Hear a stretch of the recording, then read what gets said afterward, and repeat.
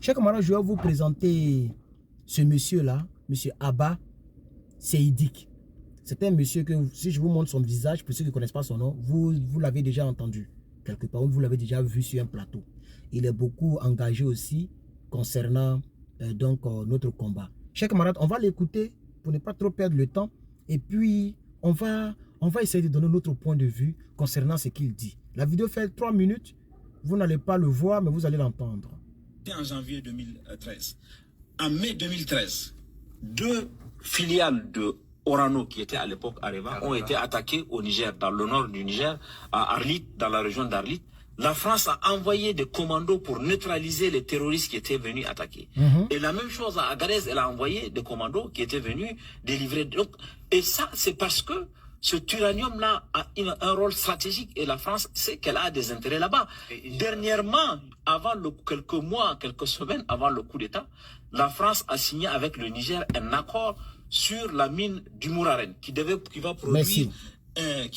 Avant de parler de la mine d'uranium, mais je ne sais pas quoi, je vous ai montré une vidéo où M. Zumba disait que la France ne dépend pas de l'uranium du Niger. Donc vous comprenez que M. Tiani et son groupe sont dans leur plein droit d'enlever Zumba au pouvoir. Parce que Zumba couvrait la France. Zumba mentait au peuple du Niger. Écoutez ce que le monsieur dit tout à l'heure. Écoutez. Et la France sait qu'elle a des intérêts là-bas. Oui. Dernièrement, quelques mois, quelques semaines avant le coup d'État, oui, la France a signé avec le Niger un accord sur la mine du Mouraren. Voilà. La France a signé un accord avec le Niger sur une mine d'or, une mine, chers camarades. Mais quand les gens signent ces accords-là, vous avez vu que on a parlé donc de la double imposition du Burkina Faso. Pour ceux qui me suivent de près, j'ai fait un direct dessus où j'ai présenté le refus, magnifique refus de monsieur le chef de l'État, Traoré Ibrahim, concernant la double imposition. Vous voyez, ce sont des accords via lesquels la France transite pour voler le peuple africain. Vous voyez, chers camarades. Donc, les accords avec la France, avant notre révolution, ce que j'ai appelé le NRP, avant notre nouvelle révolution panafricaine, avant le NRP,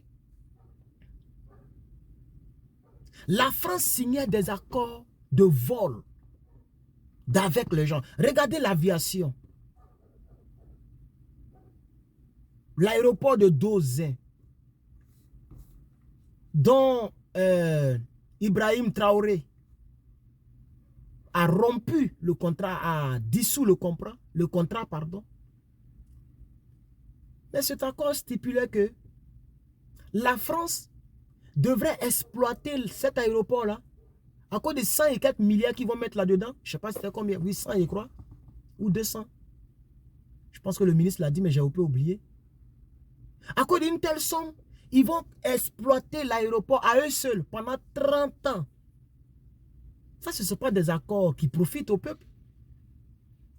La double imposition dont j'ai parlé, ça ne profite pas au peuple du Burkina, puisque la double imposition stipulait que la France qui a ses entreprises au Burkina ne doit pas payer des impôts au Burkina parce qu'elle paye déjà des impôts en France là-bas et ce reliquat-là est donc reversé à l'État. J'avais dit, mais est-ce que le Burkina a beaucoup d'entreprises en France? Non. Est-ce que la France a beaucoup d'entreprises au Burkina? Oui. Donc c'est la France qui gagne. Donc ce sont ces accords monstrueux-là qui sont signés avec les chefs d'État marionnettes, des nègres de maison. Vous comprenez? Des sous-préfets français qui se disent être présidents. Et notre NRP, notre nouvelle révolution panafricaine est venue mettre fin à ces choses-là. Donc regardez, quelques semaines avant la chute de Zumba, avant que Zumba ne quitte le pouvoir par le biais et par la bénédiction de la part de Tiani et son groupe, le CNSP. Il y avait des accords qui ont été signés concernant une mine. Je vais recommencer une dernière fois. À Arlit, dans la région d'Arlit, la France a envoyé des souris écoutez très bien ces derniers temps, depuis le coup d'État, oui. Dire que la France n'a pas besoin de l'uranium du Niger. Il faut peut-être, c'est une sorte d'insulte à la vérité. Vous voyez, j'avais parlé de cela en début de notre combat. Et j'avais montré la vidéo que j'ai perdue un peu pour libérer mes téléphones. J'avais montré la vidéo où le monsieur a dit cela. Zumba l'a dit. Il dit que la France n'a pas besoin de l'uranium. Que la France donc s'alimente déjà avec Kazakhstan et puis Canada. Mais c'est faux. C'est une insulte à la vérité. On reprend encore. Je souris quand j'entends ces derniers temps, depuis le coup d'État, dire que la France n'a pas besoin de l'uranium du Niger. Il faut peut-être, c'est une sorte d'insulte à la vérité. Vous savez, en janvier 2013, il y a eu une menace en Algérie, une attaque contre des gisements miniers d'Algérie. La France a immédiatement dépêché des commandos d'opérations spéciales pour protéger les mines d'uranium au Niger, en raison de leur caractère stratégique pour la France. Vous voyez? C'était en janvier 2013. En mai 2013, 2 filiales de Orano, qui étaient à l'époque Areva, ont été attaquées au Niger, dans le nord du Niger, à Arlit, dans la région d'Arlit. La France a envoyé des commandos pour neutraliser les terroristes qui étaient venus attaquer. Et la même chose à Agadez, elle a envoyé des commandos qui étaient venus délivrer. Et ça, c'est parce que ce uranium-là a un rôle stratégique et la France sait qu'elle a des intérêts là-bas. Dernièrement, quelques mois, quelques semaines avant le coup d'État, la France a signé avec le Niger un accord sur la mine du Mouraren qui va produire qui va 5000 tonnes à terme, en tout cas, les prévisions initiales, 5000 tonnes d'uranium par an, investissement de... Vous voyez, 5000 tonnes. Moi, ce que j'ai regardé sur Internet, avant le coup d'État, le Niger faisait combien de tonnes?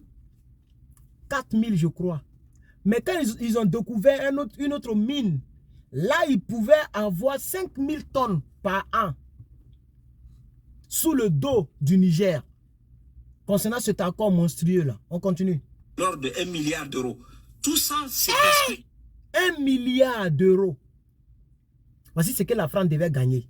Et tout ça, ça a été jeté à l'eau par M. Tiani.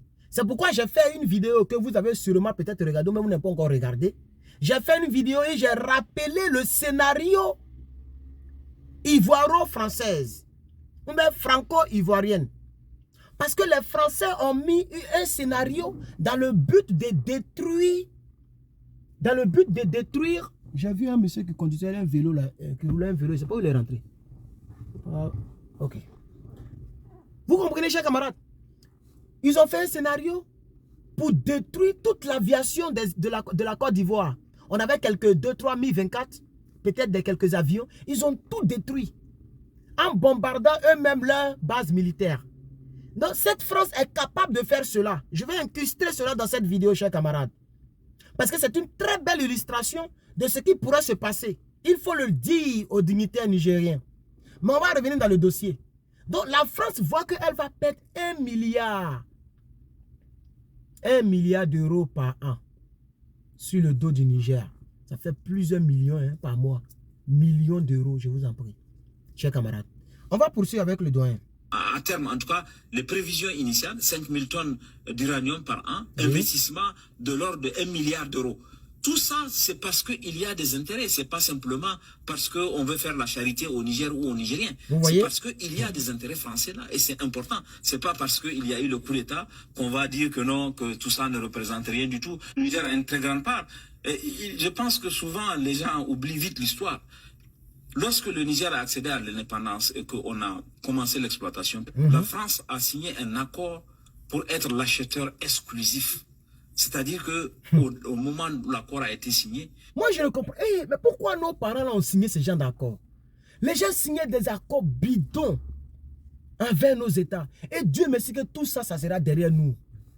Mettez le cœur, pompez le cœur pour le Niger. Tout ça, ça sera derrière nous, chers camarades. Parce que le même virus qui est passé au Burkina, qui est passé au Mali et qui passe au Niger va arriver au Sénégal, au Bénin, au Togo, en Côte d'Ivoire, ainsi de suite. Vous allez voir. Ça peut prendre 1 an, 2 ans, peut-être même 3 ans. Moi, je prie même que ça soit, je vais dire que ça soit aligné, parce qu'on n'a pas le temps. Voilà. On veut voir ça de notre vivant. On veut jouir de cela de notre vivant. Comme ça, quand je vais au Niger, je suis fier. Quand je vais en Côte d'Ivoire, je suis fier. Quand je vais au Burkina, je suis fier, chers camarades. Pourquoi? Parce que nous sommes des personnes libres, véritablement libres, chers camarades. Et bientôt, nous allons combattre le franc CFA. Donc, on continue. Le Niger ne pouvait pas vendre à d'autres clients. Tu vois? Et pendant longtemps, regardez ces accords. Jusqu'à ce que le président Tandja arrive au pouvoir. Regardez ces accords-là. L'acheteur exclusif. C'est-à-dire, avant, il y avait ces accords-là qui étaient créés, qui étaient entre les États, entre l'État français et l'État du Niger. Waouh, c'est extraordinaire, chers camarades. C'est extraordinaire, chers camarades. La France a signé un accord pour être l'acheteur exclusif. C'est-à-dire que au moment où l'accord a été signé, le Niger ne pouvait pas vendre à d'autres clients. Et pendant longtemps, jusqu'à ce que le président Tandja arrive au pouvoir et crée la société du patrimoine du Niger, la Sopamine, l'uranium du Niger était revendu par Areva qui donnait au Niger sa part. Et on était même arrivé à un niveau où, parce que le Niger n'avait pas l'expertise, c'est Areva qui disait aux Nigériens, on a sorti 3000 tonnes, ça peut être 5000.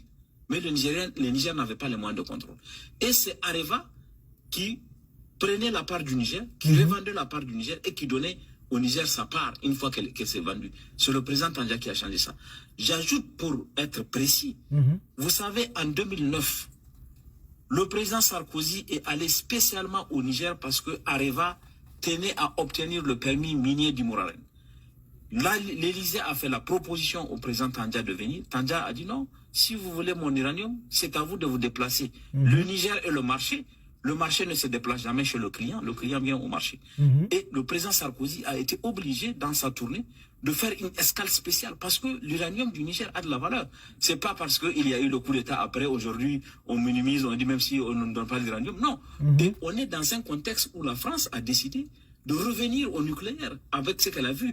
Elle va construire de nouvelles centrales, elle va construire. Et il était prévu justement dans l'accord qui a été signé en mai de cette année, en mai 2023, ici à Paris, avec entre Orano qui a succédé à Areva et les autorités du Niger, qu'on continue à exploiter, on met en œuvre la mine du Mouraren parce qu'il y a un besoin, la demande française a augmenté et qu'il faut que l'offre nigérienne aussi augmente. Tout ça prouve qu'il y a des enjeux importants de la présence française au Niger et que le Niger représente quand même un partenaire stratégique en matière d'uranium, en matière de fourniture de la France en uranium. Merci. Donc, vous savez, ce que vous devez comprendre, chers camarades, c'est que la France a... Vous n'êtes pas sans ignorer ce qui s'est passé en France. Ils ont fait un programme pour pouvoir réunir, je ne sais pas si c'est combien de milliards, 430 milliards d'euros pour rénover donc leurs armes, ou bien l'armée. Vous vous rappelez, c'était avant le coup d'État. Donc la France avait pour projet de faire, d'augmenter leur centrale nucléaire. Pourquoi? Parce que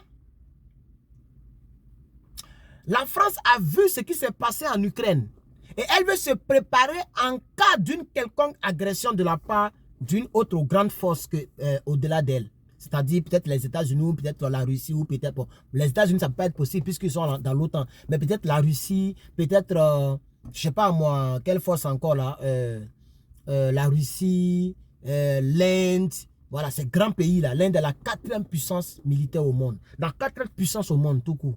L'Inde, à tous les niveaux. Donc la France veut revenir parce qu'elle attend de perdre de l'altitude.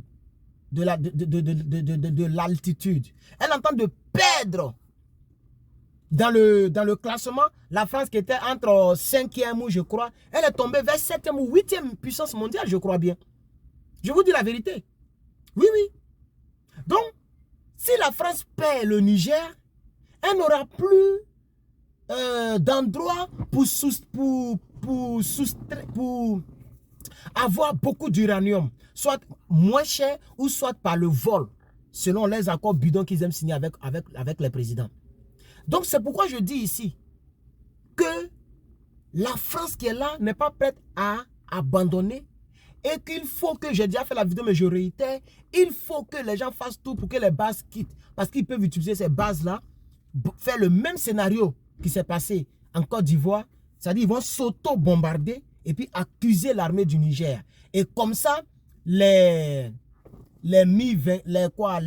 avions de chasse, puisqu'elle a des avions de chasse, les avions de chasse, les trucs ils vont venir bombarder toute l'aviation nigérienne et l'aviation malienne qui est déjà sur place et les hélicoptères qui sont déjà sur place.